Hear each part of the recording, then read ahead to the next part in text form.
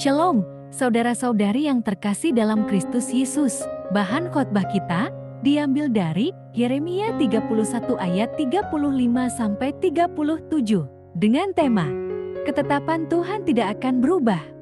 Ayat 35.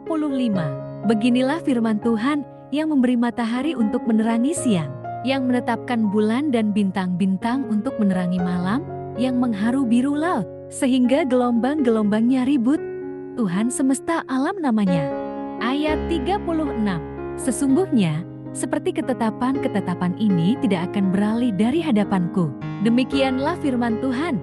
Demikianlah keturunan Israel juga tidak akan berhenti menjadi bangsa di hadapanku untuk sepanjang waktu.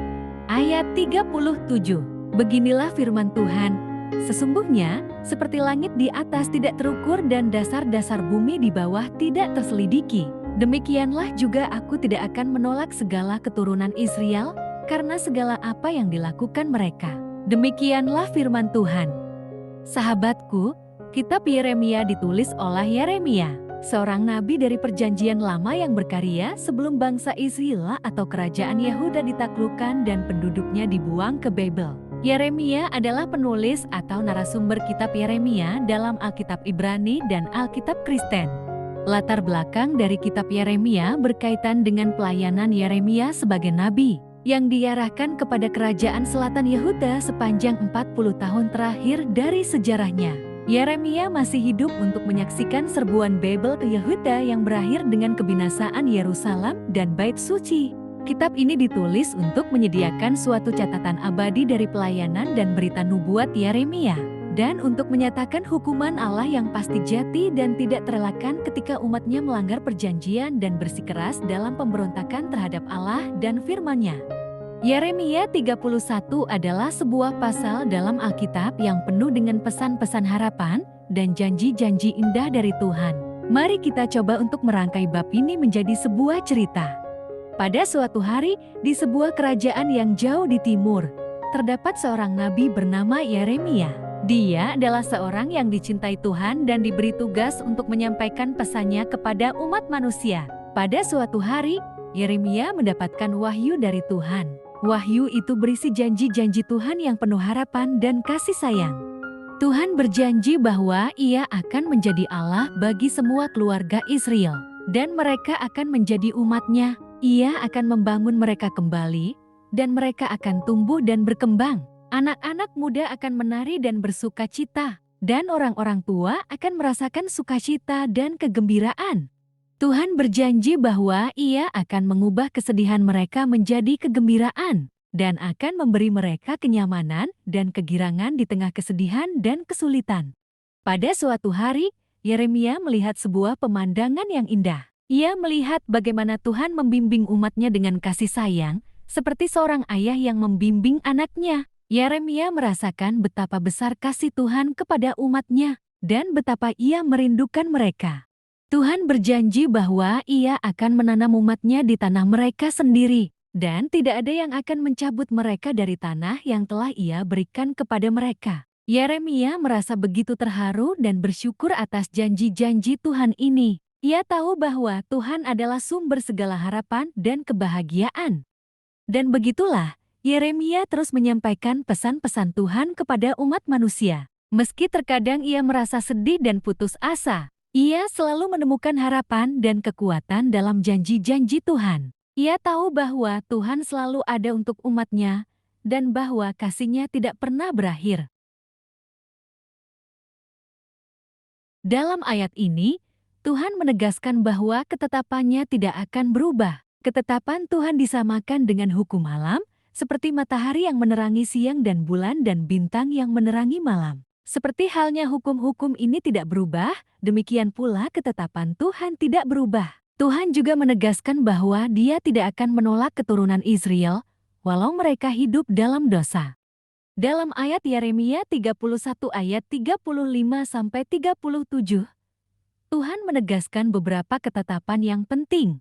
Pertama, ketetapan mengenai hukum alam. Tuhan menetapkan matahari untuk menerangi siang, bulan dan bintang-bintang untuk menerangi malam, serta mengharu biru laut. Ketetapan ini menunjukkan kekuasaan Tuhan dalam mengatur alam semesta dan menjaga keteraturan alam. Kedua, ketetapan mengenai keturunan Israel. Tuhan berjanji bahwa keturunan Israel tidak akan berhenti menjadi bangsa di hadapannya untuk sepanjang waktu. Ini menunjukkan bahwa Tuhan tetap setia kepada umatnya dan tidak akan menolak mereka. Tidak peduli apa yang mereka lakukan. Dalam kedua ketetapan ini, Tuhan menegaskan bahwa ketetapannya tidak akan berubah dan akan tetap berlaku. Ketetapannya adalah landasan yang kokoh dan dapat diandalkan bagi umatnya. Dengan menegaskan ketetapan ini, Tuhan ingin memberikan kepastian kepada umatnya bahwa Ia adalah Allah yang setia dan dapat diandalkan. Ini adalah pesan penghiburan dan harapan bagi umatnya, bahwa Tuhan tidak akan meninggalkan mereka dan akan memenuhi janji-janjinya. Yeremia 31 ayat 35-37 tentang ketetapan Tuhan memiliki relevansi yang penting bagi jemaat atau umat percaya. Berikut adalah beberapa relevansi yang dapat ditemukan. Pertama, kepercayaan pada janji Tuhan. Ayat ini mengingatkan jemaat untuk mempercayai dan mengandalkan janji-janji Tuhan. Ketika kita menghadapi tantangan, kesulitan, atau ketidakpastian dalam hidup, kita dapat mengingat bahwa Tuhan adalah Allah yang setia dan janjinya tidak akan berubah. Hal ini menguatkan iman kita dan memberikan harapan dalam menghadapi segala situasi.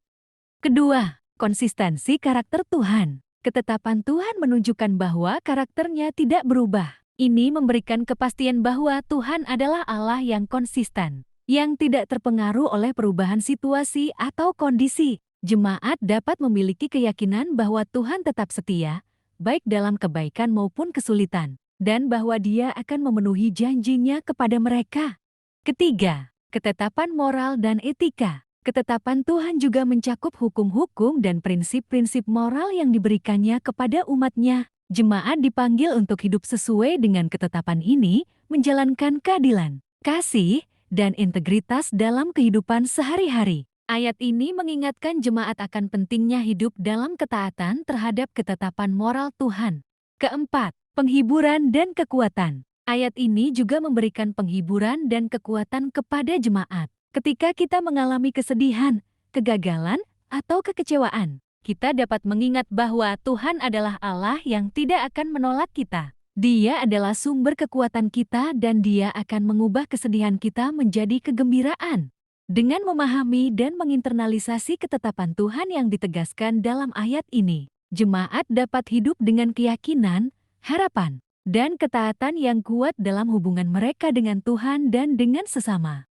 Ingatlah bahwa ketetapan-ketetapan Tuhan tidak hanya berlaku pada masa lalu, tetapi juga berlaku bagi kita hari ini. Ketika kita mempercayai dan hidup dalam ketetapannya, kita akan mengalami kehidupan yang penuh dengan harapan, sukacita, dan kemenangan.